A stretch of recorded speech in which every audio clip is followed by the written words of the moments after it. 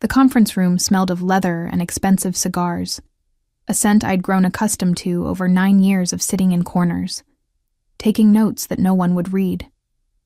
My fingers moved across the keyboard with practiced efficiency, recording words that would never appear in any official transcript. Around the table, men in tailored suits discussed territories and percentages with the casual tone of people ordering dinner, though we all knew the stakes were far higher. I kept my eyes on the screen, my posture perfect, my expression neutral. Invisibility was my greatest skill, cultivated through years of understanding that women in rooms like these survived by being essential, yet unnoticed. A paradox I'd mastered early in my career when I'd accepted this position at Petrov Industries, naive enough to believe it was just another corporate job. The waterfront expansion is non-negotiable, Leonid Morozov said, his thick Russian accent filling the space. He was a broad man with silver-streaked hair and eyes like chips of ice. His presence dominated the room in a way that demanded attention, commanded fear. My organization has invested too much to simply walk away. Across from him, Maxim Petrov remained silent. My employer rarely spoke during these meetings, preferring to let others reveal their strategies while he observed.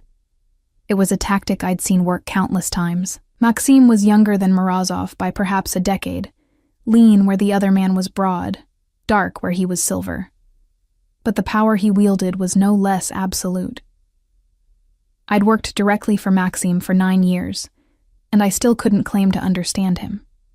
He was controlled, calculating, and utterly unreadable. In all that time, he'd never raised his voice, never shown emotion beyond a slight tightening around his eyes when particularly displeased.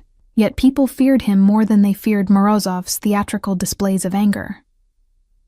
"The waterfront belongs to neutral territory," Dmitry Ivanov, Maxim's second-in-command, interjected. He sat to Maxim's right, a position of honor and trust. "We agreed on this 3 years ago." Morozov laughed, a harsh sound that made my shoulders tense even as I continued typing. Agreements change, circumstances evolve. Surely Petrov understands this. My fingers hesitated for just a fraction of a second. These circumstances, he mentioned, had resulted in 3 deaths last month, 2 disappearances the month before. The waterfront wasn't just territory. It was a pipeline for everything from legitimate cargo to less legitimate imports. Whoever controlled it controlled half the city's underground economy. "Maxim," Morozov continued, leaning forward, "we've known each other a long time. There's no need for this to become unpleasant. Name your price. Whatever it takes for you to see reason." I watched Maxim's reflection in the window behind Morozov. His expression hadn't changed, but something in the set of his shoulders suggested he was calculating, measuring. These negotiations had been ongoing for 6 weeks, each meeting more tense than the last. The entire city felt like a powder keg waiting for a spark. "Everything has a price," Morozov pressed, mistaking Maxim's silence for consideration. "Money, territory, business opportunities. I'm prepared to be generous. So tell me, what will it take?" The room held its breath. Even I stopped typing, though I kept my eyes carefully on the screen. In my peripheral vision, I saw Maxim's fingers drumming once, twice against the mahogany table. A rare tell that meant he'd reached a decision. "Say the price," Morozov demanded, his voice harder now. "Let's end this standoff before it becomes something neither of us can control." Maxim's drumming stopped. The silence stretched so long I wondered if anyone would break it. Then I felt it, that particular prickling awareness that meant someone was looking at me. Not the casual glance of men who'd grown so used to my presence they no longer registered me as human, but focused attention. I risked a glance up from my laptop. Maxim was staring directly at me. My heart stuttered in my chest. In 9 years, he'd looked at me perhaps a dozen times with actual focus. I was furniture to him, a necessary function, but not a person. Now his gray eyes held mine with an intensity that made my breath catch. "The secretary," he said, his voice calm and absolute. The words didn't register at first. I heard them, but my brain couldn't process their meaning in this context. Around the table, I saw similar confusion on other faces. "What?" Morozov asked, the single word sharp with disbelief. Maxim's gaze remained locked on mine for another heartbeat before he turned back to Morozov. "You asked my price. That's it. The secretary." Laughter erupted around the table, not from Maxim's men, who'd learned long ago that their boss never joked during negotiations, but from Morozov's side. The sound was cruel, dismissive. Everything I'd grown accustomed to in this world of powerful men who saw women as decorative at best, irrelevant at worst. "You're joking," Morozov said, though uncertainty crept into his voice as he studied Maxim's unchanged expression. "I never joke about business," Maxim replied. "You want the waterfront? Fine. In exchange, she comes with me." My fingers had frozen over the keyboard. The logical part of my brain screamed that I should keep typing, maintain my professional facade, pretend this wasn't happening. But I couldn't move. Couldn't think beyond the surreal reality that I'd just been named as payment in a territorial dispute between crime lords. "Larissa has worked for our organization for years," Dmitri said carefully. I noticed he didn't look at me either, as if acknowledging my humanity would somehow make this more complicated. "She handles sensitive information, knows our operations inside out. Surely there's another arrangement." "That's my price," Maxim interrupted, still watching Morozov. "Take it or prepare for war. Your choice." Morozov's face had gone red. "You'd trade the waterfront for a secretary? What game are you playing, Petrov?" "No game. You wanted a price. I've named it." I found my voice, though it came out smaller than I intended. "I'm not property to be traded." Every head in the room turned toward me. I'd broken the cardinal rule, speaking without being addressed. But something in me had snapped at hearing myself discussed like a chess piece, valuable only for strategic positioning. Maxim's expression didn't change as he looked at me again. "No," he agreed quietly. "You're not. Which is why this works. Morozov gets what he wants. I get what I want. And you." He paused, something unreadable flickering in his eyes. "You get a choice you haven't had in a very long time." "This is absurd," Morozov sputtered. "The woman is nothing, a secretary who takes notes. You're telling me she's worth the entire waterfront operation. Apparently to me, she is." Maxim's voice remained level, almost bored. "You have 48 hours to decide. The waterfront for Larissa's transfer to my direct employment. Those are the terms." "Direct employment? Doing what exactly?" I demanded, finding courage in my anger. 9 years of swallowing words, of staying silent, of playing small. What role am I supposedly filling that's worth giving up millions in revenue? Maxim turned to me fully for the first time, and the weight of his complete attention was almost physical. "One where you actually matter," he said simply. "Where what you know, what you see, what you understand about all of this." He gestured vaguely at the room. "The business, the entire empire, actually gets used for something beyond typing meeting minutes no one reads." The truth of his words hit harder than I expected. He knew. Somehow he knew that I understood far more than anyone had ever credited me with.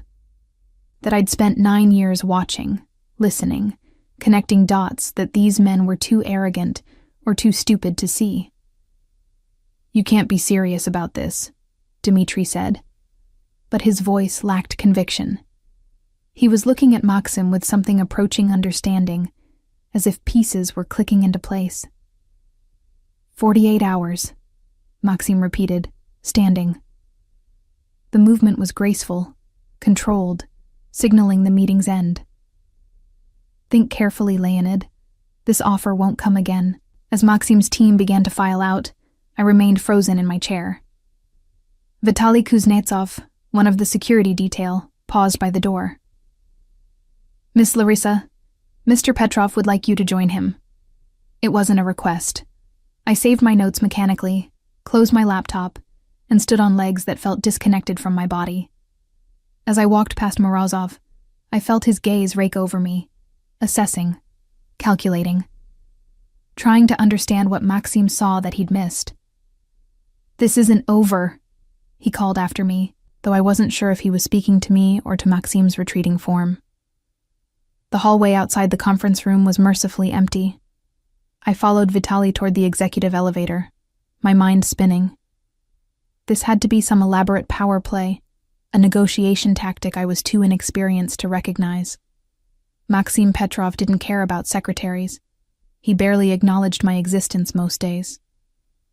The elevator doors opened directly into Maxim's private office, a sprawling space of dark wood and floor-to-ceiling windows overlooking the city. He stood by those windows now, hands clasped behind his back, looking out at the skyline he partially controlled. "Sir," I began, my professional training kicking in despite everything. "I don't understand what just happened." "Don't you?" He didn't turn from the window. "You're an intelligent woman, Larissa. Perhaps the most intelligent person in that room. Surely you can deduce my reasoning."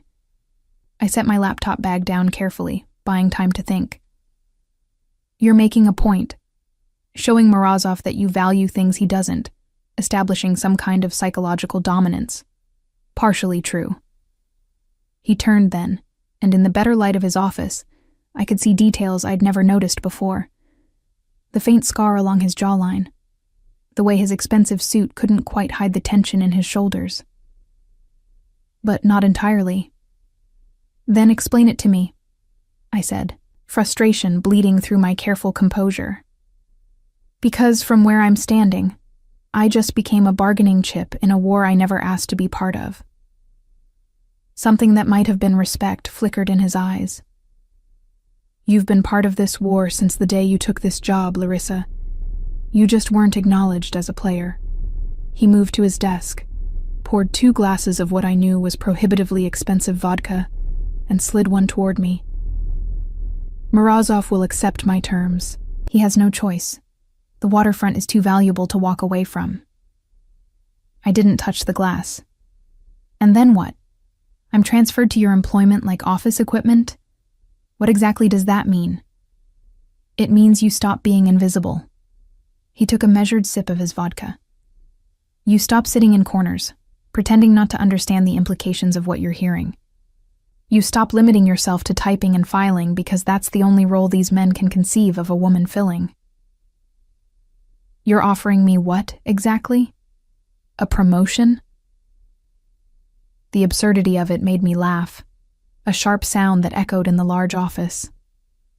"I'm offering you relevance." His voice was quiet but firm. "For 9 years, you've been the smartest person in every room, and everyone treated you like wallpaper. You've watched deals unfold, seen patterns, understood connections that took my analysts weeks to map out. Don't think I haven't noticed." The admission stunned me into silence. He'd noticed. All this time I'd assumed my observations went completely unrecognized.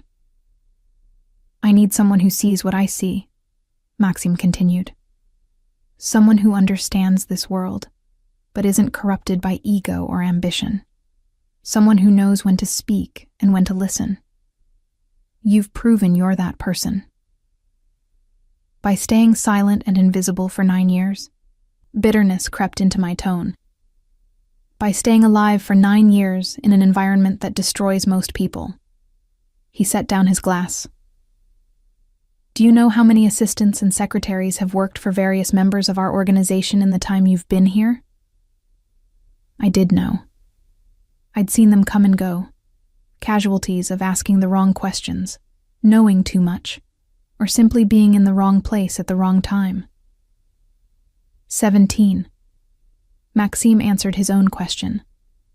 "You're still here because you're smart enough to understand the rules, disciplined enough to follow them, and perceptive enough to know when they're about to change. Those are rare qualities, Larissa. Especially the last one. I finally picked up the vodka glass, needing something to do with my shaking hands. This is insane. You're trading the waterfront for a secretary because you think I'm perceptive. I'm trading the waterfront because I no longer need it, and because removing you from Morozov's organization cripples him in ways he doesn't yet understand. Maxim's smile was cold, calculating. You know things about his operations that could unravel everything. You've been in those meetings, heard those discussions. You're not just an asset, Larissa. To him, you're a liability he never properly secured. The pieces clicked into place with sickening clarity. This wasn't about me at all.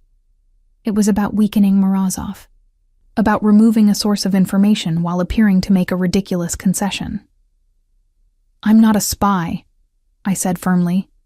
I'm not going to betray confidences or share information, regardless of who signs my paychecks. I know. His answer surprised me. That's another reason I chose you. Loyalty isn't something money can buy, not the real kind. You've proven your integrity by staying silent even when speaking up might have advanced your position. That matters. I drank the vodka in one swallow, feeling it burn down my throat. You're asking me to trust you. I'm asking you to trust yourself. He moved closer, though still maintaining professional distance. I'm asking you to stop hiding what you're capable of. The question is whether you're brave enough to step out of the shadows. Brave. The word rattled something loose in my chest.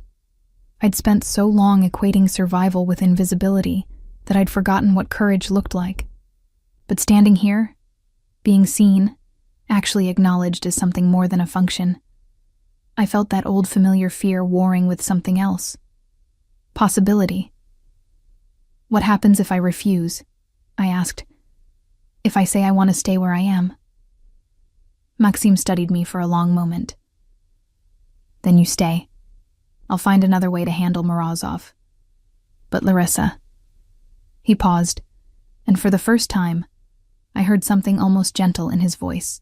You deserve better than spending your life making yourself small for the comfort of smaller men. The truth of it settled into my bones. I thought of Tatiana Laurent, one of the few other women who worked in this building, always deferring, always apologizing for taking up space. I thought of all the times I'd swallowed insights, buried observations, made myself convenient and non-threatening. I need time to think, I said finally. You have 48 hours. Maxim returned to his desk. The same deadline as Morozov. Whatever you decide, Larissa, know that I see you. I always have. As I left his office and rode the elevator back down to the administrative floor, my reflection in the polished door showed a woman I barely recognized. Same dark hair pulled back in a professional bun. Same charcoal suit. Same understated appearance. But something in my eyes had changed. For 9 years, I'd believed invisibility kept me safe. Now I was being offered visibility, acknowledgement, and all the danger that came with it. The question was whether I was ready to stop hiding. The elevator doors opened, and I stepped out into the familiar hallway, knowing that whatever I decided in the next 48 hours would determine not just my career, but my entire future. I didn't sleep that night. My apartment, a modest one-bedroom in a building far from the opulent towers where men like Maxim Petrov and Leonid Morozov lived, felt smaller than usual. I sat by the window, watching the city lights blur in the rain, replaying every moment of that surreal meeting. The secretary. The words kept echoing in my mind, layered with implications I was only beginning to unpack. My phone buzzed around midnight. An unknown number, but I recognized the format. The same system used for all internal communications at the organization. The message was brief. Conference room A, 9 a.m. Come alone. Morozov. I stared at the screen, my pulse quickening. He wanted to meet with me directly, something that had never happened in 9 years. I should have deleted the message. Should have reported it to someone. Instead, I found myself typing back. I'll be there. The response came immediately. Smart girl. The condescension in those 2 words made my jaw clench. But I'd agreed, and backing out now would only show weakness. Besides, some part of me needed to understand what he saw when he looked at me, what he thought I was worth. I arrived at the office early the next morning, before the administrative staff, before the executives. The building had a different quality in the pre-dawn hours, all shadows and echoes, the true nature of what happened here less carefully hidden. Conference room A was on the 15th floor, not the executive level, but not quite the working floors either. A liminal space for meetings that didn't officially exist. Morozov was already there, standing by the windows much as Maxime had been the day before. But where Maxime had seemed contemplative, Morozov radiated barely contained energy, like a predator pacing its cage. Larissa, he said without turning. Punctual. I appreciate that. I set my bag down but remained standing, keeping the conference table between us. What do you want, Mr. Morozov? Straight to business. I like that too. He turned, and I was struck by how different he seemed in this private context. Less theatrical, more dangerous. Petrov has put me in an interesting position. I'm curious what you make of it. I'm not sure what you mean. Don't play stupid. You're many things, but stupid isn't one of them. He moved closer, and I forced myself not to step back. He values you enough to trade the waterfront. That's either brilliant strategy or complete insanity. I need to know which. Perhaps you should ask him. Morozov smiled, but it didn't reach his eyes. I'm asking you. What does Maxim Petrov see in his secretary that's worth millions in revenue? The question hung between us, loaded with danger. How I answered would reveal how much I understood, how much I was willing to admit. He sees someone who pays attention, I said carefully. Someone who understands context. Context. Morozov tasted the word. You mean you know things. You've been in those meetings, heard things that could be valuable to the right person. There it was, the real reason for this meeting. He wanted to know if I could be turned, if I was an asset he could claim for himself. I know that I've spent 9 years learning to keep my mouth shut, I replied. It's kept me alive this long. Alive but invisible. He was close enough now that I could smell his cologne, expensive and overwhelming. Is that really what you want? To keep being furniture while men make decisions about your future? As opposed to what?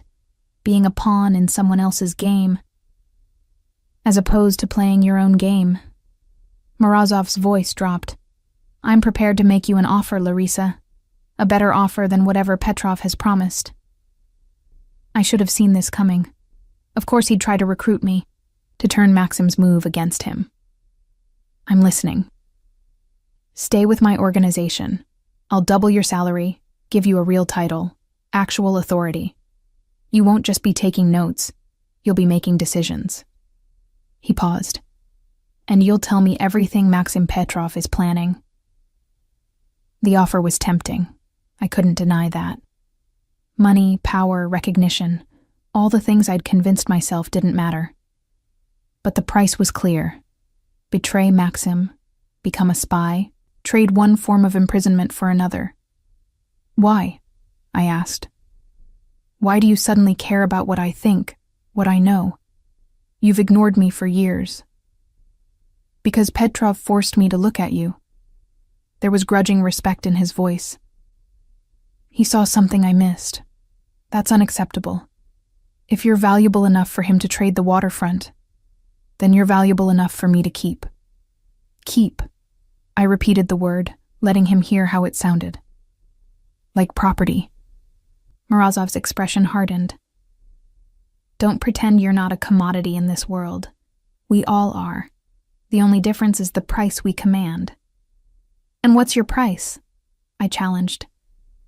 What did you trade to get where you are? For a moment, something flickered in his eyes. Might have been memory or regret. Then it was gone, replaced by cold calculation. Everything that mattered, which is why I recognize when someone else is about to make the same mistake. You think accepting Maxim's offer would be a mistake?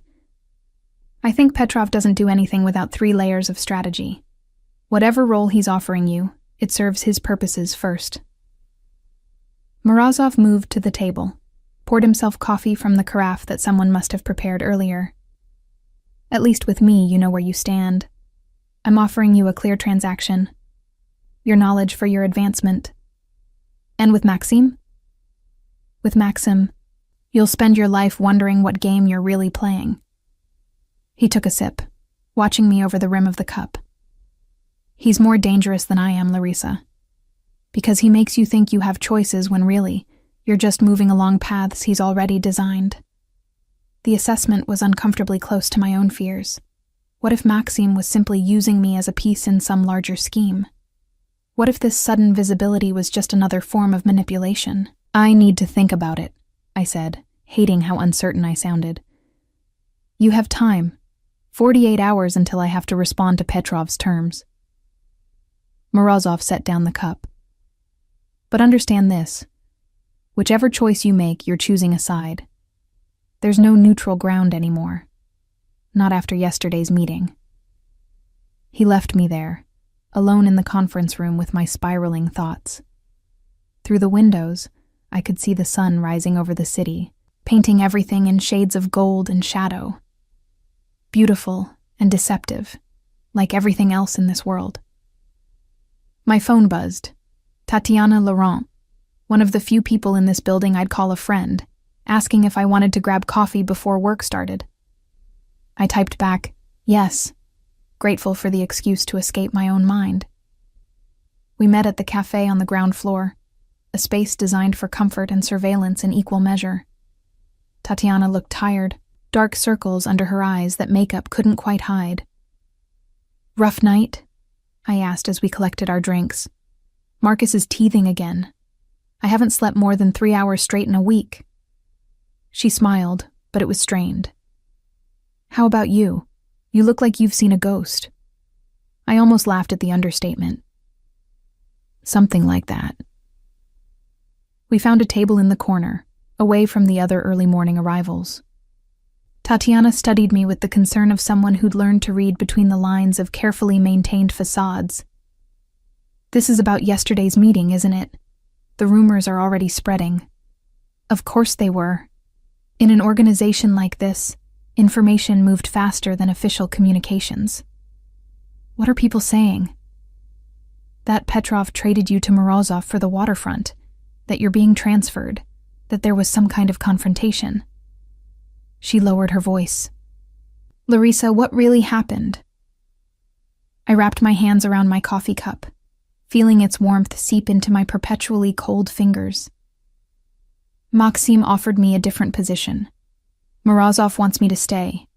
I have 48 hours to decide which path to take. Tatiana's eyes widened. He's actually giving you a choice? Apparently.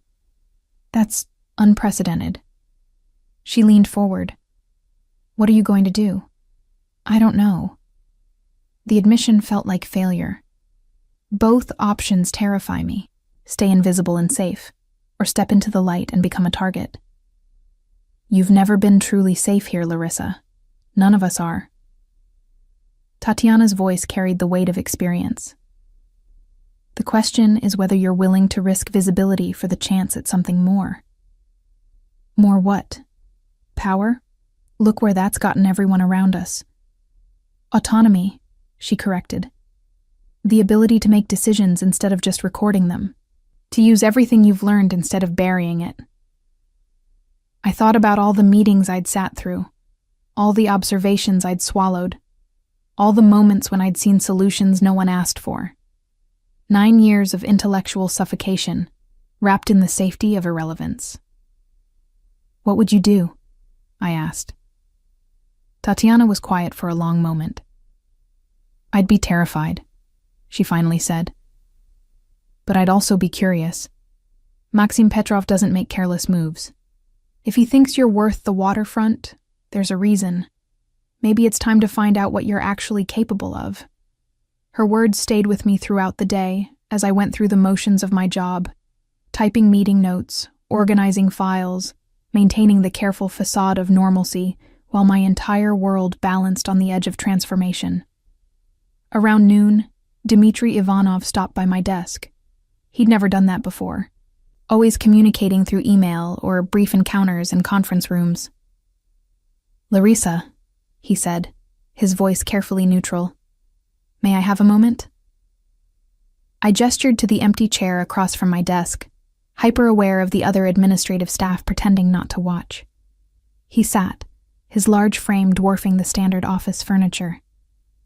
"I wanted to apologize for yesterday, the way we discussed you as if you weren't in the room. The unexpected apology caught me off guard." "It's fine. It's not." He met my eyes directly. "I've worked with Maxim for 15 years. I've never seen him make an offer like this. I think you should know that." "Why are you telling me this?" "Because you deserve to make an informed decision." Dmitry glanced around, ensuring privacy before continuing. "Maxim sees things the rest of us miss. People think he's cold, calculating, and he is.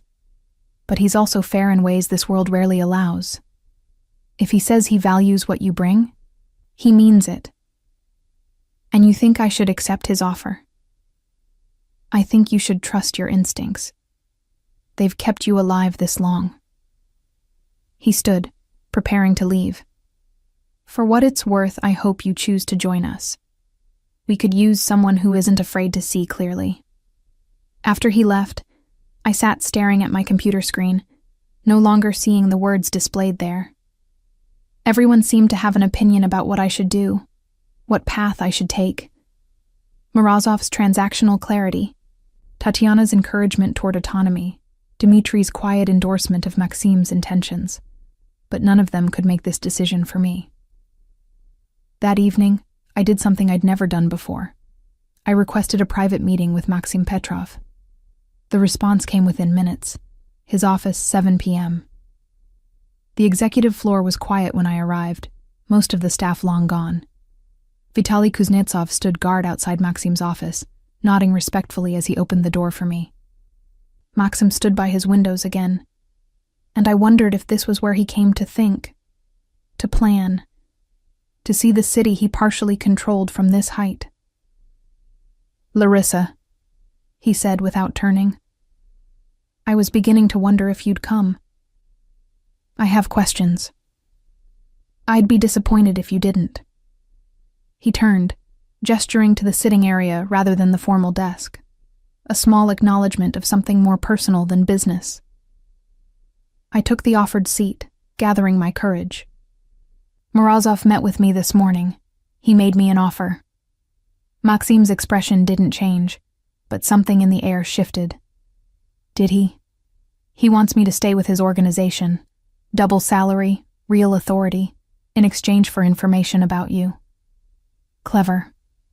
Maxim poured 2 glasses of vodka, sliding one toward me as he had before. "And are you considering it?" "I'm considering everything." I took the glass but didn't drink. "I need you to tell me the truth, Maxim. What do you really want from me?" He settled into the chair across from me, his long frame deceptively relaxed.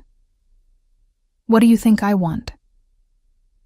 "I think you want to weaken Morozov by removing an asset he didn't realize he had. I think you want someone who understands the patterns, who can anticipate moves before they're made. I think you want to use what I know." "All true," he agreed, "but incomplete." "Then complete it." Maxim took a measured sip of his vodka. "I want someone I can trust in a world built on betrayal. I want intelligence that isn't corrupted by personal agenda. I want." He paused, and for the first time, I saw uncertainty in his expression. "I want to stop wasting potential. My potential. Everyone's potential. This life, this business, It's designed to use people up and throw them away. You've watched it happen. Hell, you've documented it. His eyes met mine. I'm offering you something different. Not safety, I can't promise that. Not power in the traditional sense. But relevance, purpose, the chance to actually matter.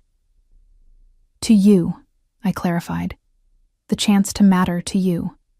To yourself, he corrected. Everything else follows from that. I finally drank the vodka, needing its burn to center me. Why me, Maxime? Really? Of all the people you could have chosen. Because you're the only one who doesn't want something from me. His answer was simple, devastating in its honesty. Everyone in my life wants power, protection, advancement. You just wanted to do your job and be left alone. That kind of integrity is rare, irreplaceable. And you're willing to trade the waterfront for it. The waterfront is territory. Territory can be regained.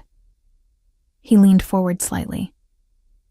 But someone who sees clearly, who understands without agenda, who can be trusted in a world of liars, that's worth more than any piece of ground. I set down my glass, my hand steadier now. If I accept, things will change. Morozov won't take kindly to losing what he sees as his asset. No, he won't. Which is why I need your answer before the 48 hours are up. Maxime's voice was calm, but I heard the urgency beneath. Whatever you decide, Larissa, it has to be your choice. Not because I'm forcing you, not because Morozov is threatening you. Your choice. And if I choose to leave, to walk away from both of you, something that might have been pain flickered across his face. Then you leave. I'll make arrangements for your safety, ensure you have resources to start somewhere else. But I won't chase you. The offer was more than I'd expected, more freedom than anyone in this world typically received. It made his earlier statement about valuing my autonomy feel genuine rather than strategic. I need tonight, I said, to think without pressure, without anyone trying to influence my decision. Maxime nodded slowly. You have until noon tomorrow. Whatever you decide, I'll respect it. As I stood to leave, he caught my hand gently. The touch was brief, professional, but it sent electricity up my arm. For what it's worth, he said quietly, I hope you choose yourself. Whichever path that leads to. I left his office with those words echoing in my mind. Choose yourself. Such a simple instruction, but one I'd spent 9 years forgetting how to do. That night, I sat by my window again, watching the city breathe below. Somewhere in those lights, Maxim Petrov was planning his next moves. Somewhere else, Leonid Morozov was calculating advantages. And here I was, a secretary they'd turned into a prize, trying to remember who I'd been before I learned to make myself invisible. By dawn, I knew my answer. I arrived at Maxim's office at 11:45 a.m., 15 minutes before my deadline. Vitaly opened the door without a word, his usual stoic expression giving nothing away. Inside, I found Maxim standing at his desk, reviewing documents with the same focused intensity he brought to everything. He looked up as I entered, and I saw the question in his eyes before he could voice it. I've made my decision, I said, my voice steadier than I felt. Maxim set down the papers, giving me his complete attention. I'm listening. I accept your offer. On 3 conditions. Something that might have been approval flickered across his face. Name them. I'd spent the entire night preparing for this moment, understanding that how I negotiated now would set the tone for everything that followed. First, I want complete transparency about what you expect from me. No games, no hidden agendas. If I'm going to be useful, I need to understand the full picture. Agreed. Second, I maintain my own apartment, my own space. Whatever this arrangement is, I'm not moving into some controlled environment where every aspect of my life is monitored. Maxim's jaw tightened slightly, the first sign of resistance. That's not about control. It's about security. If you're working directly with me, you become a target. Then increase security on my building. But I need somewhere that's mine, not yours. He studied me for a long moment, then nodded slowly. Acceptable. And the third condition?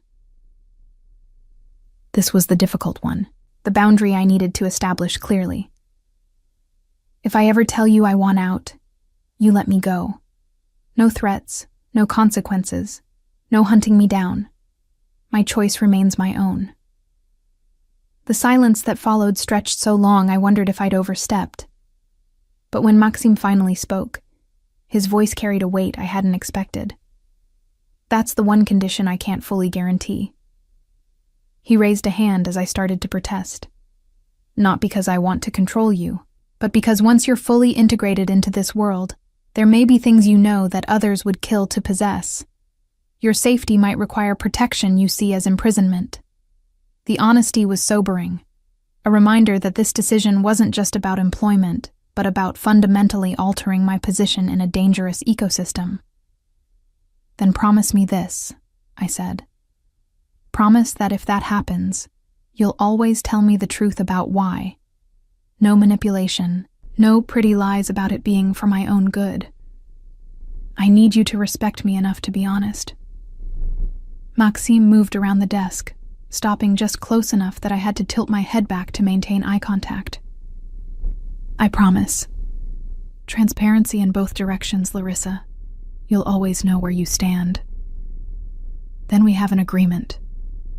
I extended my hand, formal, professional. He took it, his grip firm and warm. Welcome to my inner circle, such as it is. What happens now? Now we prepare for tomorrow's meeting with Morozov. He has until 5 p.m. to respond to my terms. I expect he'll try to negotiate, possibly make one final attempt to recruit you directly. He already did, I admitted. Yesterday morning, he offered to double my salary and give me authority in exchange for information about you. Maxim's expression didn't change, but I felt the temperature in the room drop several degrees. And you're telling me this because transparency works both ways. You should know that he approached me, and you should know that I considered it. I met his gaze directly. I chose this path, but it wasn't my only option. Something dangerous and pleased flickered in his eyes. Good. Never forget that you have options, Larissa. It'll keep us both honest. The rest of the day passed in preparation. Dmitri briefed me on the key players who would be at tomorrow's meeting, their positions, their likely reactions. Vitaly walked me through new security protocols, including the discreet team who would now be monitoring my building. We'll be invisible, Vitaly assured me as I reviewed the plans with growing unease. You won't notice us unless there's a problem. And if there is a problem? His smile was grim. Then you'll be very glad we're there. That evening, as I returned to my apartment, I noticed the changes immediately. New locks on the door, subtle cameras in the hallway. The building's elderly doorman replaced by someone younger, harder, clearly military in bearing. My phone buzzed as I closed the door. Maxim. Too much? I typed back. I'll adapt. His response came quickly. That's what I'm counting on. The meeting the next day was scheduled for 2 p.m., neutral territory at an exclusive club that neither Maxim nor Morozov owned, but both used for sensitive negotiations. I dressed carefully, choosing a charcoal suit that projected authority without ostentation. If I was going to stop being invisible, I needed to look the part. Maxim's car picked me up at 1:30. He was already inside, reviewing notes on his tablet. He glanced up as I settled into the leather seat, his gaze traveling over my appearance with professional assessment. You look ready, he said simply. I don't feel ready. Good. Overconfidence is dangerous. He set aside the tablet. Morozov will try to speak to you directly. He'll make it seem casual, friendly even, but every word will be calculated to make you question your choice. How do you want me to respond? However you feel appropriate. His answer surprised me. You're not my puppet, Larissa. I value your judgment. Use it. The club was elegant in that understated way that screamed old money and older power. We were escorted to a private dining room where Morozov was already waiting, flanked by his own advisors. His eyes locked on me immediately, cataloging every detail. Larissa, he said, standing as we entered. You look different. I'm the same person I was 2 days ago. Are you? His smile was knowing. I wonder. Maxim guided me to a seat across from Morozov, positioning himself beside me rather than at the head of the table. The symbolism wasn't lost on anyone in the room. This negotiation was about me, and he was acknowledging it openly. Shall we begin? Maxim asked, his tone businesslike. By all means. Morozov settled back in his chair, projecting casual confidence. I've reviewed your terms, Petrov. The waterfront for your secretary. It's an interesting proposal. And I'm prepared to accept, with one modification. Here it was, the counter-proposal I'd been warned to expect. I kept my expression neutral as Morozov continued. Larissa comes with me for a trial period, 6 months. If after that time she chooses to join your organization, the waterfront is yours. If she chooses to stay, the deal is void. It was clever, I had to admit. He was betting that 6 months under his direct authority would make me see his offer as superior. Or perhaps he was betting that he could extract enough information in that time to offset losing the waterfront. No, Maxim said flatly. You're not even going to consider it? Morozov feigned surprise. I'm giving her a choice. Isn't that what you claim to value? A choice made under your influence isn't a real choice. As opposed to the choice she's making under yours? Morozov's gaze shifted to me. What do you think, Larissa? Are you afraid of spending 6 months working for me? Afraid you might find it preferable? Every eye in the room turned to me. This was the moment I'd been warned about. Morozov trying to sow doubt, to make me question Maxim's motives. I could stay silent. Let Maxim handle it. That would be the safe choice. Instead, I leaned forward slightly. I think your offer is designed to look like freedom while actually being a different form of control. You're betting that in 6 months you can manipulate me into choosing you. Or failing that, you'll have extracted enough information to make losing the waterfront worthwhile. Morozov's smile widened. Smart girl. You've learned well. I've been paying attention for 9 years, I replied, which is exactly why I've already made my choice. I'm not interested in a trial period. Something flickered in Morozov's eyes. Might have been respect, or might have been anger. You're certain? Because once this deal is finalized, there's no going back. I'm certain. He studied me for a long moment, then shifted his gaze to Maxim. You've trained her well. Or perhaps she was always this clear-sighted and we all missed it. The latter, Maxim said quietly. Which is why she's valuable. Morozov sighed, a theatrical sound that didn't quite mask his irritation. Very well. The original terms stand. The waterfront transfers to me, Larissa transfers to you. We'll need 48 hours to prepare the paperwork. Agreed. As the meeting continued with technical details about the transfer, I felt the reality of my decision settling into my bones. I'd chosen Maxim, chosen visibility, chosen to step into a role I didn't fully understand yet. There was no going back now. Near the end of the meeting, as people began gathering their materials to leave, Morozov stood and moved around the table toward me. Vitaly tensed, but Maxim raised a hand slightly, allowing the approach. May I have a word? Morozov asked, his tone almost gentle. I glanced at Maxim, who nodded once. We stepped to the side of the room, far enough from the others to create an illusion of privacy. I want you to know something, Morozov said quietly. What Petrov is offering you, this visibility, this power, it comes at a cost. You'll never be just yourself again. You'll always be his asset, his advisor, his responsibility. Is that really the freedom you want? Is anyone truly free in this world? I countered. We all serve something or someone. True. But at least with me, you'd know exactly what you were trading. Petrov makes you think you're getting choice when really, you're just accepting a different cage. I thought about his words, about the security detail now watching my apartment, about the ways my life had already changed. Maybe. But at least it's a cage where people see me for what I am, rather than what they assume I should be. Morozov's expression softened almost imperceptibly. You know, if circumstances were different, I think we could have worked well together. You have steel in you, Larissa. Don't let anyone dull it. I don't intend to. Good. He extended his hand. Then I suppose this is goodbye. Or perhaps until our paths cross again in some other negotiation.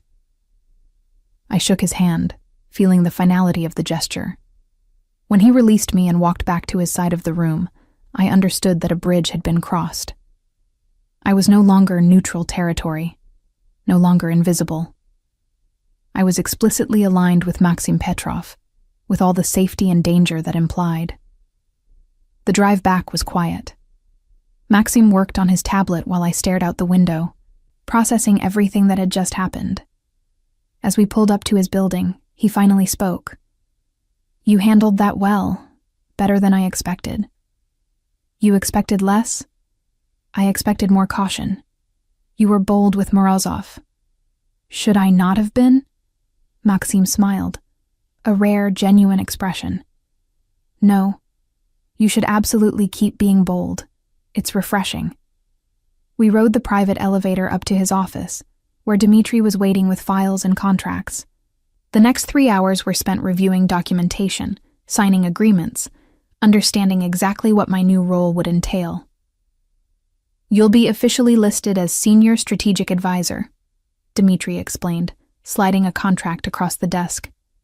It's vague enough to encompass whatever Maxim needs, specific enough to give you authority when necessary. I scanned the document, noting the salary that was triple what I'd been making. The benefits package that included security as a line item. This is generous. It's appropriate, Maxim corrected. You'll be working directly with me on decisions that affect the entire organization. You should be compensated accordingly. As I signed the final contract, making everything official, I felt the weight of the moment. 9 years as invisible furniture, and now this. It was terrifying and exhilarating in equal measure. What happens now? I asked, setting down the pen. Now we get you properly integrated. Maxim stood, moving to the windows. You'll need to meet with department heads, understand the full scope of our operations. You'll attend all strategic meetings, not as a note-taker but as a participant, and you'll need training. Training? Security protocols, threat assessment, how to navigate this world at a level you haven't experienced before. He turned to face me. You're no longer in the background, Larissa. You're in the spotlight, and that requires a different skill set. The reality of it was daunting. But as I stood there in Maxim's office, officially his senior strategic advisor, I felt something I hadn't experienced in years. Possibility. The future was uncertain, probably dangerous, but it was mine to shape. When do we start? I asked.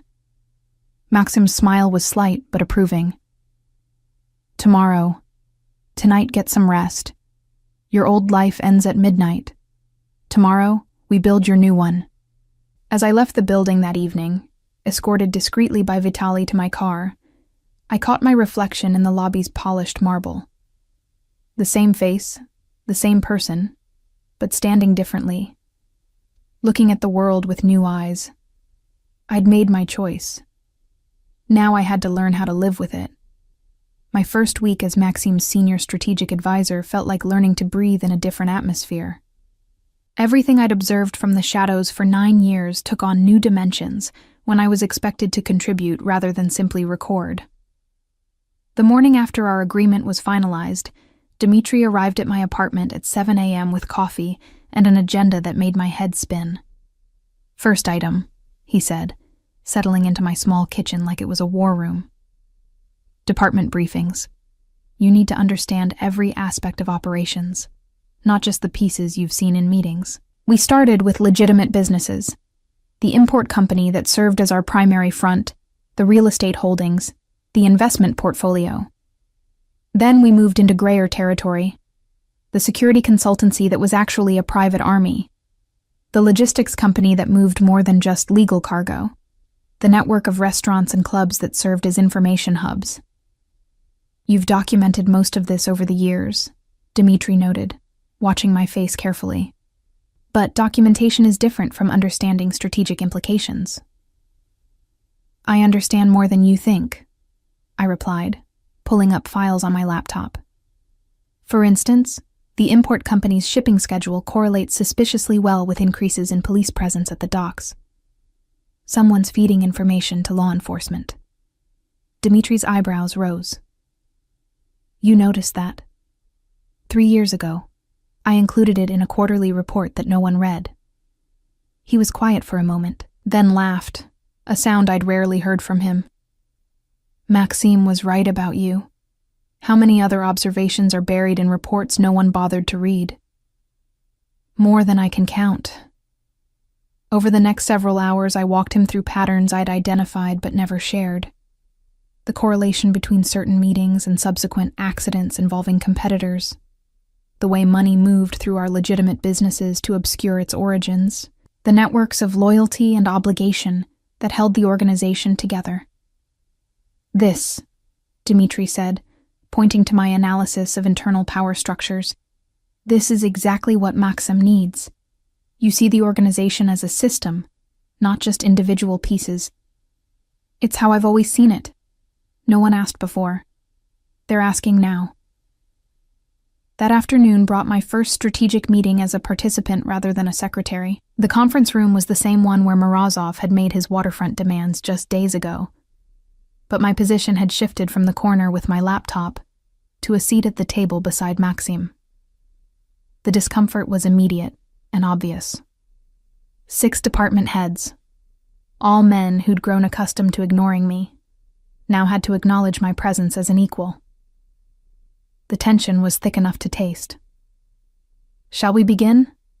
Maxim asked, his tone making it clear that anyone who had a problem with the new arrangement could leave.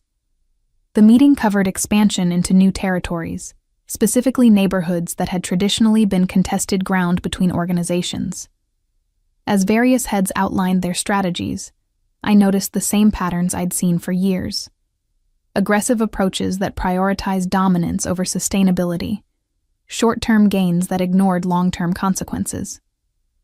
"You disagree," Maxim said, not looking at me but clearly sensing my reaction. Everyone turned to stare. I'd spent 9 years not speaking in these meetings. Old habits screamed at me to defer, to apologize, to shrink back into invisibility. Instead, I leaned forward slightly. "The strategy focuses too much on confrontation. You'll win the territories, but you'll create enemies who'll spend years trying to take them back. There's a different approach." "Which is?"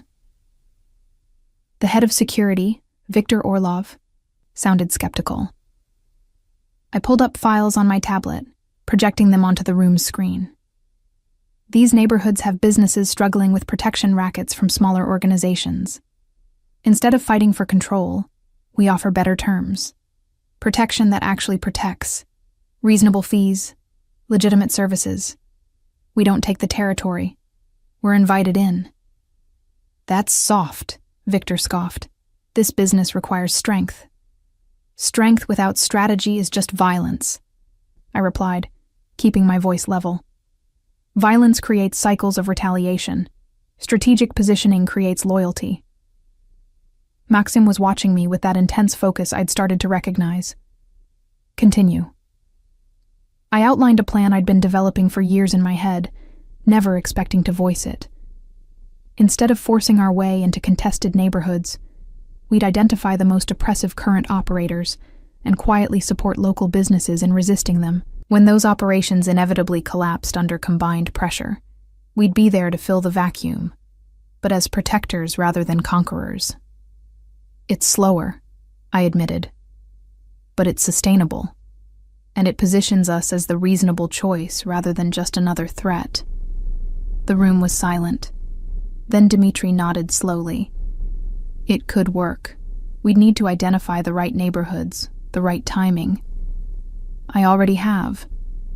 I pulled up another file, this one containing detailed analyses of 3 neighborhoods where the conditions were perfect for this approach. These locations have businesses ready to revolt against current protection schemes. Small investments in the right places would tip the balance. Maxim leaned back, something that might have been satisfaction crossing his face. Implement it. Start with the first neighborhood. Victor, you'll work with Larissa on this. Victor's expression made clear what he thought of taking orders from a former secretary, but he nodded stiffly. As the meeting continued, I felt the shift in dynamics. I wasn't just allowed to speak. My input was expected, valued. It was exhausting. After the meeting ended, Maxim gestured for me to stay as others filed out. Once we were alone, he moved to the windows, his usual thinking position. You've been planning that strategy for a while, he observed. Years. Since I started noticing the pattern of territorial conflicts that never actually resolved. And you never mentioned it because no one asked, and because suggesting strategic changes seemed above my position. I hesitated, then decided on honesty. Also, because I wasn't sure I wanted to be more involved in this world than absolutely necessary. He turned to face me. And now? Now I don't have the luxury of distance. I met his gaze. If I'm going to do this, I'm going to do it properly. That means actually using everything I know, everything I've observed. Even when it puts you in direct conflict with people like Victor, especially then. He's been operating on instinct and tradition for 20 years. Someone needs to challenge his assumptions. Maxim smiled, a rare, genuine expression. You're settling into this role faster than I expected. Is that a compliment or a concern? Both. He moved closer, that intensity in his gaze that always made my breath catch slightly. You're good at this, Larissa. Better than you probably realize. But that skill makes you valuable. And valuable things attract attention. Dangerous attention. I'm aware. Are you? He was close enough now that I could see the faint scar along his jawline, notice the exact shade of gray in his eyes. Because I need you to understand something. The protection I'm offering isn't just about security details and armored cars. It's about making you untouchable by association. But that only works if people believe you're truly mine. The possessive language should have bothered me. Instead, I felt a strange thrill at the certainty in his voice. Meaning we need to be seen together, not just in meetings, but socially. You need to be recognized as part of my inner circle, not just an employee. I thought about the implications. You want people to think we're involved. I want people to think you're under my protection in a way that matters. If they see you as just another advisor, you're vulnerable. If they see you as something more personal. He trailed off, letting me complete the thought. Then attacking me becomes attacking you directly. Exactly. It was strategic, I understood that. But there was something in the way he looked at me that suggested it wasn't entirely calculated. Or perhaps I was reading too much into intense gray eyes and carefully chosen words. What does that look like practically? I asked. Dinners, events, being seen together in contexts that suggest intimacy. not fabricated, but suggestive. He paused. I need you to be comfortable with that level of visibility. I've spent 9 years avoiding visibility. I know, which is why I'm asking rather than assuming. The consideration in his tone, the way he kept giving me choices even when we both knew the strategic necessity, made something warm unfold in my chest. Dangerous, that warmth. Dangerous to start feeling anything beyond professional respect for a man who operated in shadows and controlled through calculated moves. I'll manage, I said finally, though I should warn you that my social skills are rusty from years of being furniture. His laugh was unexpected, genuine. I've seen you handle Morozov and Victor in the same week. I think you'll be fine. The rest of that week blurred into a crash course in being visible. Dmitri walked me through the social landscape of our organization and its allies. Who mattered? Who was dangerous? Who could be trusted within carefully defined limits? Vitaly drilled me on security protocols until I could identify threats and plan exit strategies without conscious thought. And Maxim. Maxim was a constant presence, not hovering but available. Checking in on my progress, answering questions I'd been afraid to ask for years, occasionally sharing observations that revealed depths I'd never suspected. You studied economics, I said one evening as we reviewed financial reports in his office.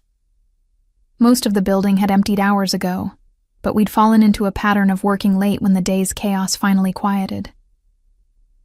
MIT, full scholarship. He didn't look up from the spreadsheet he was annotating.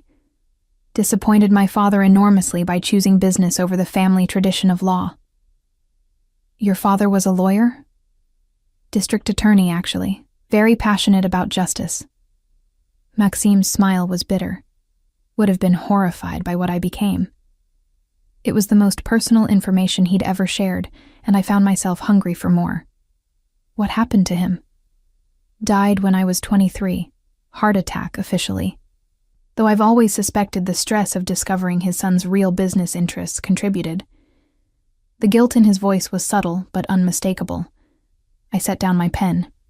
You think he knew? I think he suspected and chose not to know for certain.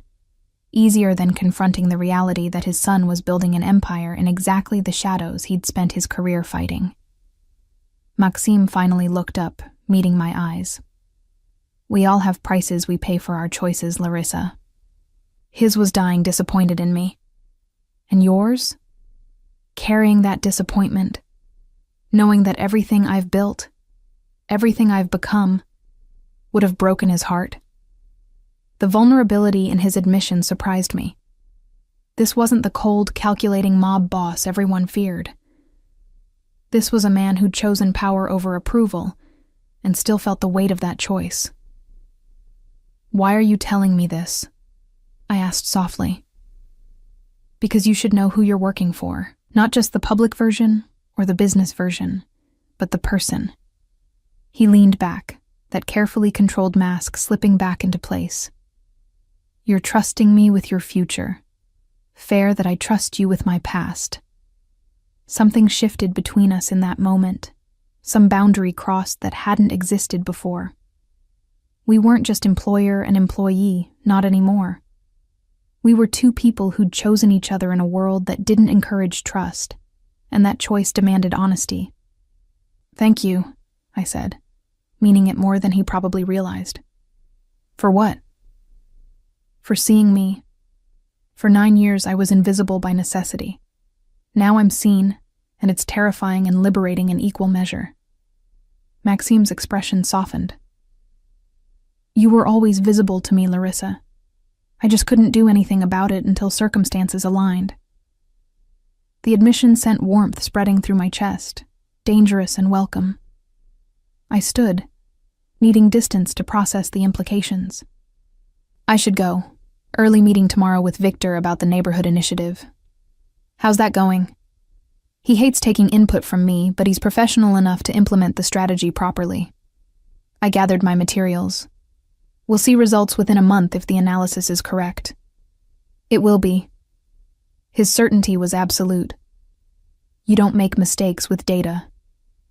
As I headed for the door, his voice stopped me. "Larissa?" I turned back. "You're not alone in this anymore. Whatever happens, whatever challenges come, you have support now. Remember that." The promise settled into my bones like warmth after cold. I nodded, not trusting my voice, and left before I could say something I'd regret. The elevator ride down gave me time to process.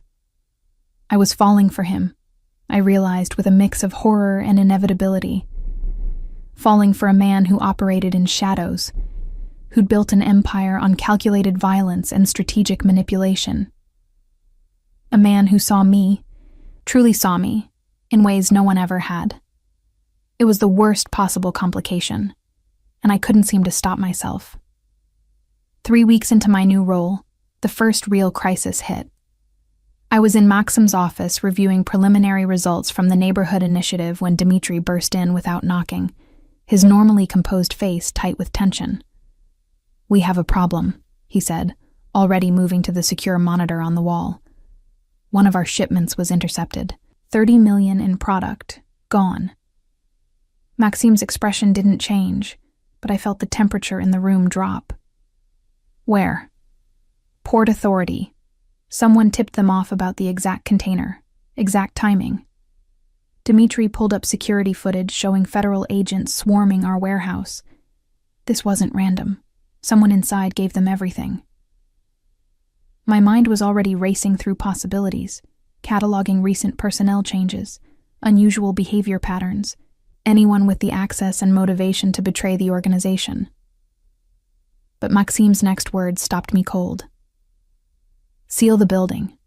No one leaves until we identify the leak." "Maxim," I began. But he cut me off with a look.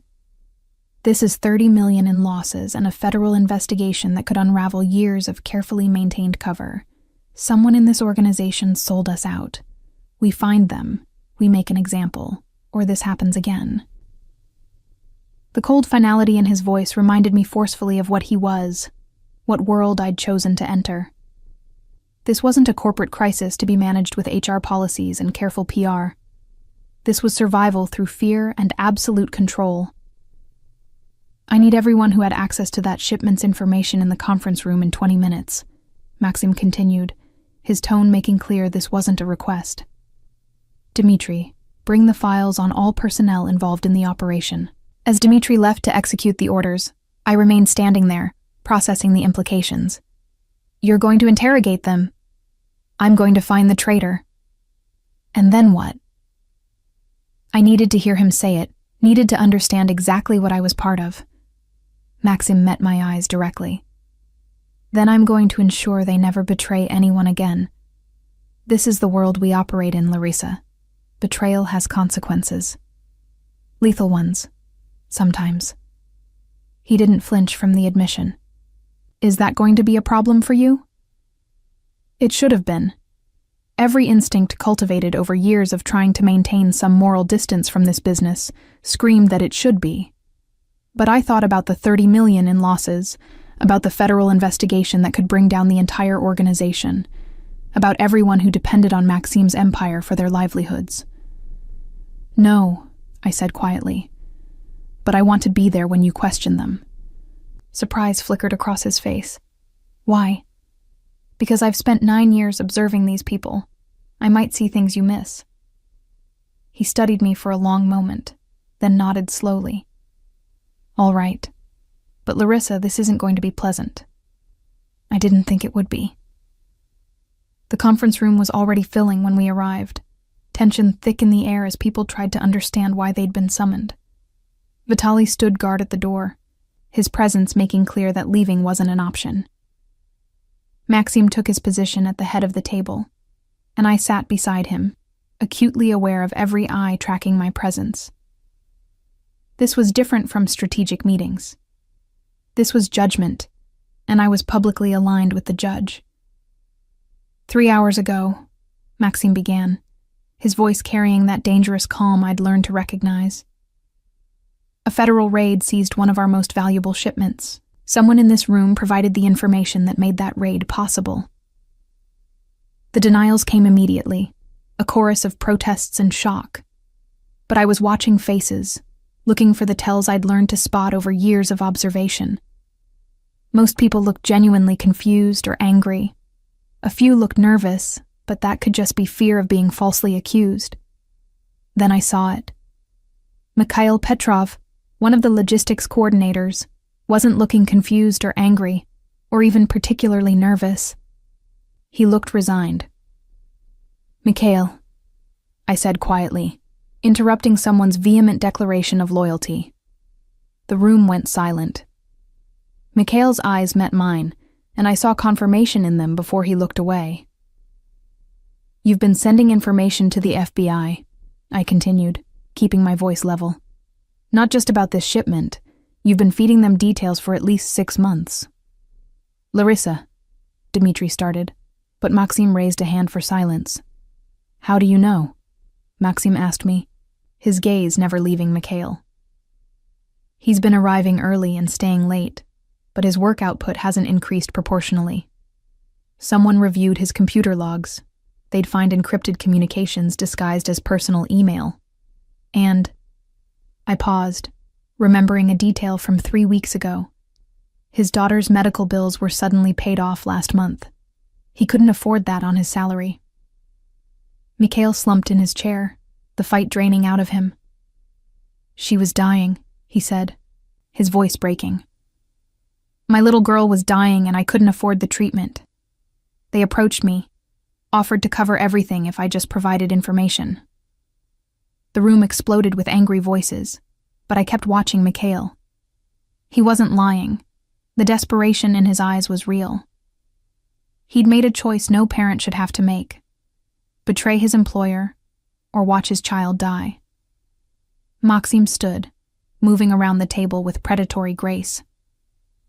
"Everyone out, except Mikhail, Dmitri, and Larissa." The room emptied quickly, people eager to escape the tension. Once we were alone, Maxim stood behind Mikhail's chair, his hands resting on the back of it, in a gesture that was almost casual, but radiated threat. "How much did you give them?" Maxim asked. "Everything they asked for," Mikhail admitted, his voice hollow. "Shipment schedules, warehouse locations, personnel information. I'm sorry, Mr. Petrov. I'm so sorry. But my daughter..."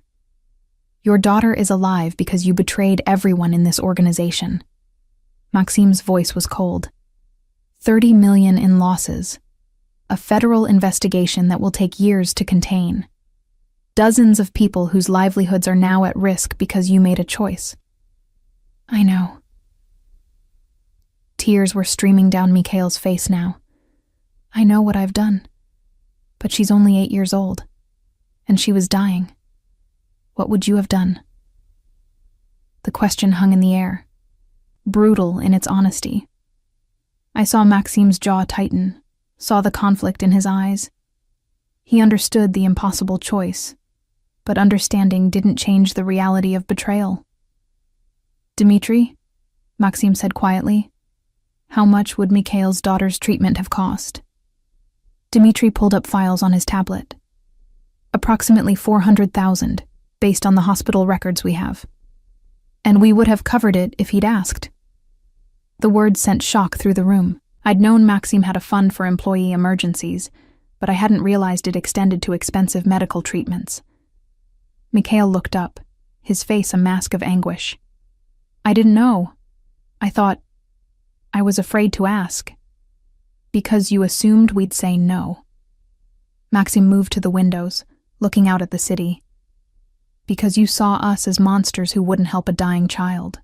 So instead of asking your employer for help, you betrayed everyone who trusted you." "I'm sorry," Mikhail repeated, but the words were empty. Sorry wouldn't undo the damage. Maxim was silent for a long time. When he finally spoke, his voice carried a weight that made my chest tighten. "Your daughter lives because of your choice. That matters. But 30 million in losses matter too. And the precedent of allowing betrayal matters most of all." "I understand." Mikhail's voice was barely audible. Do what you need to do. I watched Maxim's reflection in the window, saw the conflict playing across his face. He was a man who controlled an empire through absolute authority, and that authority demanded severe consequences for betrayal. But he was also a man who'd just learned that an employee had chosen treason over asking for help. Larissa, he said without turning. Your opinion? The question surprised me. This was his world, his decision. Why ask me? But as I looked at Mikhail's defeated posture, at the wedding photo I could see peeking from his wallet on the table, I understood. Maxim was asking because he needed someone to remind him of the cost of mercy and the price of absolute power. He made a terrible choice, I said carefully. But he made it because he believed asking for help would be worse than treason. That's a failure of the organization as much as it's his failure. Dmitri looked shocked, but Maxim nodded slowly. Continue. He needs consequences. Everyone needs to see that betrayal isn't tolerated. But killing him or disappearing him sends the message that we're exactly what he feared. Monsters who value money over human life. It reinforces the culture that made him choose treason over asking. You're suggesting mercy. Maxim's tone was unreadable. I'm suggesting strategy. Yes, he caused massive losses. But those losses can be recouped. What can't be recouped is the message you send to every other employee who might face an impossible choice someday. Maxim turned from the window, his gray eyes meeting mine with an intensity that made my breath catch. And what message would you have me send? That we take care of our own, even when they make mistakes, even when those mistakes cost us. I looked at Mikhail. He violated trust. That has a price. But the price doesn't have to be his life. The silence stretched so long, I wondered if I'd overstepped. Then Maxim spoke, his voice carrying absolute authority. Mikhail, you're fired effective immediately. You'll repay the $400,000 we would have given you for your daughter's treatment, through structured payments over the next 20 years. You'll also provide us with detailed information about your FBI contacts, every communication, every piece of information you shared. Mikhail looked up, hope and confusion warring on his face. I'm not. You're not dying today, Maxim finished. But you're also not working in this city again. I'll arrange a position for you in another state, far from our operations and far from the FBI contacts who recruited you. You'll start over, and you'll spend the next 2 decades paying back what you cost us. Thank you, Mikhail breathed. Thank you, Mr. Petrov. Don't thank me. Thank Larissa. Maxim's gaze shifted to me. She reminded me that mercy can be strategic too. Get out of my sight before I change my mind. After Mikhail was escorted out by Vitaly, I sat alone with Maxim and Dmitri in the conference room. The tension was palpable. You just showed weakness, Dmitri said carefully. People will see it as such. People will see that Larissa Konstantin holds influence, Maxim corrected, using my new name for the first time. I'd legally changed it the week before, another layer of visibility in my transformation. They'll see that her judgment affects my decisions. That makes her more valuable and more dangerous to cross. Understanding dawned. The mercy wasn't just mercy. It was another strategic move, this time to elevate my position in the organization's eyes. You planned this? I said, the pieces clicking together. You knew I'd argue for a different approach. I hoped you would. I didn't know. Maxim stood, moving to the door. But I'm glad you did. Sometimes I need someone to remind me that power doesn't always require severity. After he left, Dmitri remained, studying me with an expression I couldn't quite read. What? I finally asked. You're changing him, he said simply. In 10 years, I've never seen Maxim show that kind of restraint. He would have made an example of Mikhail, sent a message about betrayal. You gave him permission to be merciful. I just offered another perspective. No, Dmitri shook his head. You offered him what he's never had before, someone who sees both sides of who he is and values both. That's dangerous in its own way. How so? Because it makes him human, and humans have weaknesses that monsters don't. The words stayed with me as I returned to my apartment that evening. The security detail was there, invisible but present, a reminder of how much my life had changed in a few short weeks. I'd influenced a major decision today, had spoken up in a crisis and shaped the outcome. It should have felt empowering. Instead, I felt the weight of it. The responsibility of knowing my voice now carried consequences beyond my own life. My phone buzzed. Maxime. Thank you for today. You were right. I typed back, Were you testing me? His response came quickly. Always, but also genuinely conflicted. Your counsel mattered. And if I'd argued for severity, then we'd be having a very different conversation about who you are and whether I was wrong to trust you. The honesty was sobering. Every choice I made now was being evaluated, measured against what he needed from me. It was exhausting and exhilarating in equal measure. For what it's worth, I typed, I wasn't playing politics. I genuinely believed mercy was the better choice. I know. That's why it worked. I set down the phone and moved to my window, looking out at the city that Maxime partially controlled. Somewhere in those lights, Mikhail was packing to leave, his life fundamentally altered by a choice he'd made in desperation. Somewhere else, federal agents were trying to salvage an investigation I'd just helped derail. And here I was, Larissa Constantine, former invisible secretary, now a voice that shaped decisions in the shadows. The transformation was complete. The question was whether I could live with who I was becoming. My phone buzzed again. Dinner tomorrow? We should discuss the next phase of the neighborhood initiative, and other things. Other things. Those two words carried weight, implication. I knew I should be cautious, should maintain professional distance. But caution felt increasingly impossible when every interaction with Maxim pulled me deeper into something I couldn't quite name, but couldn't seem to resist. Dinner sounds good, I typed back. His response was simple. Good, I'll pick you up at 7. As I prepared for bed that night, I caught my reflection in the mirror. Same face, but different eyes. Eyes that had watched a man choose between mercy and message. That had spoken up knowing the consequences, that had stopped being invisible and started being seen. There was no going back now.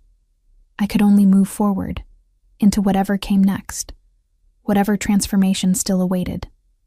The secretary was gone. Someone new was emerging in her place, and God help me, I was curious to see who she would become. Dinner turned into more than a strategic discussion. It turned into the first honest conversation Maxime and I had ever had outside the context of business or crisis. We met at a private restaurant he owned, the kind of place where powerful people discussed things they couldn't risk being overheard. But instead of talking about territories or organizations, we talked about ourselves. About the choices we'd made, the prices we'd paid, the people we'd become. I never wanted this life, Maxime admitted over wine that probably cost more than my old monthly salary. When I was young, I wanted to teach economics. Stupidly idealistic, I know. What changed? My father died owing debts to people who don't forgive debts. I could pay them with money I didn't have, or I could pay them with services I did. He swirled his wine, watching the light catch in it. I was good at it. Too good. By the time I could have walked away, I'd built something too large to abandon. I thought about that, about how we all made choices that seemed temporary, and woke up one day to find them permanent. Do you regret it? Some days. His eyes met mine. Less since you started working with me. The admission sent warmth through me that had nothing to do with the wine. Why? Because you see both who I am and who I might have been. You don't flinch from the first or mourn the second. You just accept it all. He leaned forward slightly. Do you have any idea how rare that is? I did, actually. I'd spent years watching people lie to each other, to themselves. Authenticity was the rarest commodity in this world. I understand making impossible choices, I said quietly. I've spent 9 years making them. Stay or go, speak up or stay silent, maintain distance or get involved. Every choice costs something. And now? Now I've made my choice. I'm here, fully here, for better or worse. I met his gaze. That scares me. Good. His smile was slight but genuine. Fear keeps you careful, and Larissa, in this world, careful keeps you alive. The conversation shifted after that, becoming lighter. We discovered shared taste in books, argued good-naturedly about films, found unexpected common ground in our views on education policy. It was surreal, sitting with a man who controlled a criminal empire through calculated violence, discussing whether schools needed more arts funding. But that was the complexity of Maxim, I realized. He wasn't just one thing. He was ruthless and thoughtful, dangerous and kind, calculating and surprisingly sincere.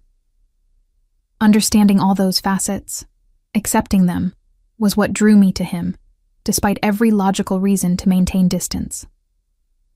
We were lingering over coffee when his phone buzzed. Maxim glanced at it, and I saw his expression shift, something dark sliding behind his eyes. What is it? I asked. Morozov. He set the phone down carefully. He's requesting an emergency meeting. Tomorrow, neutral territory. My stomach tightened. About what? He didn't specify, but emergency meetings are never good news. We drove back to my building in tense silence, both of us processing possibilities. At my door, Maxim caught my hand gently. Whatever this is tomorrow, I need you there, he said. Your perspective might be crucial. Of course. He hesitated, then leaned in and pressed a brief kiss to my forehead. The gesture was tender, protective, and sent electricity through my entire body. Get some rest, he murmured. Tomorrow might be complicated.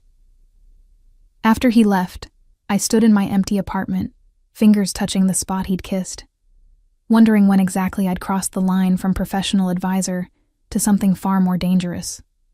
The next day, we arrived at the neutral meeting location, a upscale hotel conference room, to find Morozov already waiting with an unexpected companion, a federal prosecutor I recognized from news coverage of organized crime cases. Maxim, Larissa, Morozov said, his tone falsely jovial. Thank you for coming on such short notice. Maxim's expression remained neutral, but I felt him tense beside me. What is this, Leonid? This is me being generous. Morozov gestured to the prosecutor. Agent Harrison has some information you'll find interesting. About your recent shipment problems. My mind raced. Mikhail had already given us the FBI contact information. What else could there be? Agent Harrison pulled out a folder, sliding it across the table. We've been investigating your organization for 3 years, Mr. Petrov, building a case that would have dismantled everything. Then suddenly, our best information source goes dark, and we're right back where we started. Tragic, Maxim said flatly. Indeed, but during our investigation, we accumulated substantial evidence, enough to prosecute not just you, but everyone in your organization. Harrison's smile was cold, including new personnel who've recently become more visible. The threat was clear, directed at me. I kept my expression carefully neutral even as fear coiled in my stomach. However, Morozov interjected, Agent Harrison and I have come to an arrangement. He'll make this evidence disappear, along with the entire investigation, in exchange for a few small considerations. Name them, Maxim said, his voice dangerously quiet. The waterfront, naturally. Our original agreement was nullified when you let Mikhail live instead of making an example of him. Morozov's smile widened. That kind of weakness, it suggests the terms should be renegotiated. And Larissa comes with me. Not as an employee transfer this time, but as insurance. You keep your organization. I get the waterfront and the assurance that you won't move against me because I'll be protecting something you value. The room went silent. I felt Maxim's fury like a physical force, barely contained. This was the real test, I realized. Morozov was betting that I'd become valuable enough to Maxim that he'd trade everything to keep me safe. No, Maxim said, the single word absolute. No? Morozov's eyebrows rose. You're willing to let your entire organization collapse. Let everyone who depends on you face federal prosecution. For a secretary? She's not a secretary. Maxim's hand found mine under the table, squeezing gently. She's not tradable. Not now, not ever. How touching. Morozov's expression hardened. But impractical. Agent Harrison has enough evidence to destroy you. Unless you agree to my terms, by this time next week, you'll be in federal custody. I'd been quiet through this exchange, watching both men, analyzing the strategy. Now I leaned forward slightly. Agent Harrison, I said, my voice carrying across the table. What's your price? He blinked, clearly not expecting me to address him directly. Excuse me? Morozov doesn't have the authority to make deals on behalf of the FBI. You do. So what's your actual price for making this evidence disappear? Harrison shifted uncomfortably. I don't know what you're implying. I'm implying that you're as corrupt as the people you investigate. Otherwise, you wouldn't be here, negotiating with known criminals. I pulled out my phone, pretending to check something. I'm curious what your superiors would think if they knew about this meeting. Are you threatening me? I'm observing that Morozov's plan only works if you're actually willing to destroy evidence. But doing so is a federal crime that would end your career and likely put you in prison. I smiled slightly. So either you're here in an official capacity, gathering evidence of our crimes, or you're here to commit one yourself. Which is it? The silence that followed was electric. I'd called his bluff, exposed the fundamental weakness in Morozov's strategy. Harrison couldn't actually make the evidence disappear without risking everything. You're smarter than you look, Harrison said finally, standing. This meeting never happened. He left, and Morozov's confident expression crumbled into fury. That was a mistake, Larissa. Was it? I kept my voice level despite my racing heart. Because from where I'm sitting, you just showed that you had nothing to offer except empty threats. Your alliance with Harrison was built on mutual corruption, but he's not stupid enough to actually follow through. Morozov's hands clenched on the table. You think you've won? I think you overplayed your hand. I stood, Maxim rising beside me. You assumed I'd be a weakness you could exploit, but I'm the one who saw through your strategy. As we walked toward the door, Morozov called out, This isn't over, Petrov. You can't protect her forever. Maxim turned back, and the look on his face was deadly. Watch me. In the car afterward, I finally let myself shake. Maxim pulled me against his side, his arm solid and warm around my shoulders. That was incredibly dangerous, he said softly. I know. And brilliant. I looked up at him. I couldn't let him use me against you, against everyone who depends on this organization. You protected us. His hand came up to cup my face gently. You didn't have to. You could have stayed silent, let me negotiate. But I didn't want to. I wanted to fight. Something shifted in his expression, vulnerability I'd never seen before. I would have given him the waterfront, everything, if necessary, to keep you safe. The admission made my chest tight. Maxim, I need you to understand something. His thumb traced my cheekbone. You stopped being a strategic asset weeks ago. He paused, searching for words. You're mine in ways that have nothing to do with business or protection. What are you saying? I'm saying I'm falling for you, Larissa. Have been since the moment you stood up to Morozov in that first meeting. Probably before. His smile was slight, almost shy. I'm saying that if you'd wanted to leave today, if you'd chosen his offer, it would have destroyed me in ways losing the organization never could. I should have been terrified by the intensity of his words, by the way they mirrored my own growing feelings. Instead, I felt something settle into place, some fundamental truth I'd been avoiding. I'm falling for you too, I admitted. It's probably the worst possible idea. Definitely the worst possible idea. His forehead rested against mine. But I've built an empire on bad ideas. What's one more? When he kissed me, it wasn't gentle or tentative. It was claiming, certain, the culmination of weeks of tension and denial. I kissed him back with equal intensity, pouring into it everything I'd been too afraid to acknowledge. The desire, the connection, the impossible recognition that somewhere in the transformation from invisible secretary to visible partner, I'd fallen for a man who operated in shadows. We broke apart, both breathing hard. The driver wisely had raised the privacy screen. We should talk about this, I said, trying to find logic in the chaos. We should, Maxim agreed.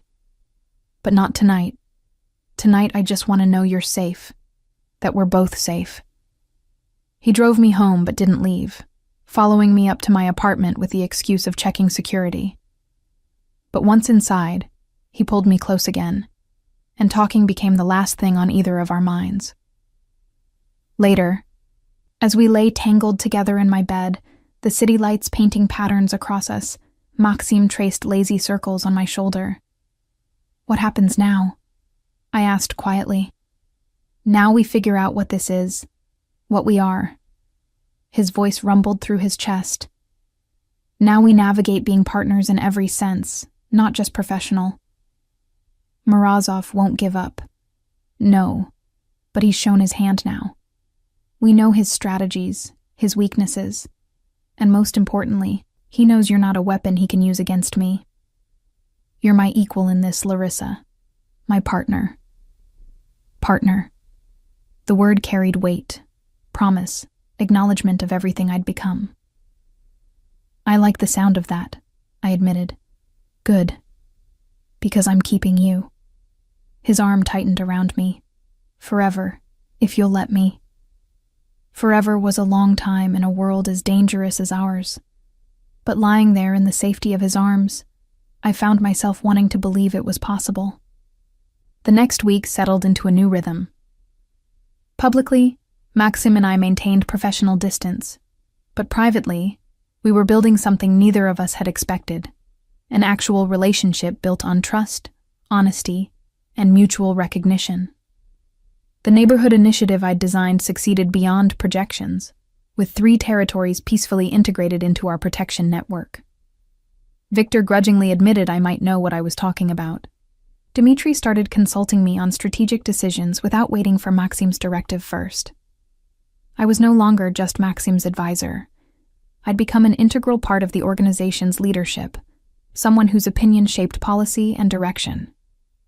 The invisibility I'd cultivated for years had been completely replaced by visibility I was learning to wield strategically. 6 months after the meeting where Maxim had first named me as his price, Morozov requested another negotiation. This time, I wasn't surprised when Maxim asked me to join him. We met at the same club where our original agreement had been finalized, but the dynamics had shifted fundamentally. I walked in not as property to be traded, but as Maxim's recognized partner, his equal in all ways that mattered. Larissa, Morozov greeted me with grudging respect. You look well, Powerful, even. Thank you. He turned to Maxim. I'm here to propose a truce. Our conflict is costing both our organizations unnecessarily. I'm prepared to formally recognize the current territorial divisions and cease attempts to undermine your operations. In exchange for? Maxim asked, his hand resting casually at the small of my back.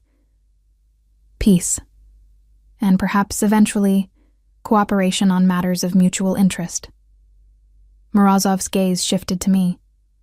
I underestimated you, Larissa. I thought you were a pawn. I was wrong. Yes, I agreed simply. You were. So let me ask you directly. What would it take for you to consider an alliance between our organizations? Not a merger, but genuine cooperation? I looked at Maxim, seeing the question in his eyes. Was I comfortable taking the lead on this? I nodded slightly. Transparency, I said to Morozov. No more games, no more manipulation attempts. If we're going to work together, it has to be built on honest assessment of mutual interests, not strategies designed to exploit weaknesses. Done. Morozov extended his hand, not to Maxim, but to me. Partners? I shook it, feeling the significance of the moment. Partners. As we left the club that evening, Maxim pulled me close. You know what you just did? Negotiated a truce? You established yourself as a power in your own right, not as my advisor, not as my partner, but as Larissa Constantine, someone who makes independent decisions that shape this world. The truth of it settled into my bones. I'd completed a transformation I'd never imagined when I first took that secretary job 9 years ago. From invisible furniture to visible power, from someone who documented decisions to someone who made them. How do you feel about that? I asked. Maxim's smile was genuine, proud. Like I made the best trade of my life when I chose you. Even though I was never actually yours to trade?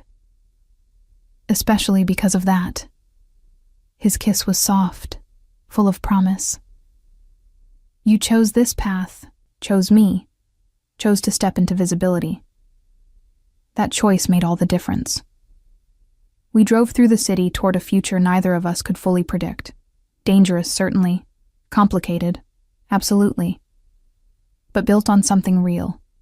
Mutual recognition, honest partnership, and the kind of love that emerged from truly seeing each other. I'd spent years being invisible, being small, being safe through obscurity. Now I was visible, powerful, and profoundly unsafe by traditional measures. But I was also fully alive in ways I'd never experienced before.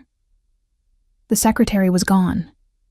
In her place stood someone new, someone who'd found her voice and her power by being brave enough to step into the light.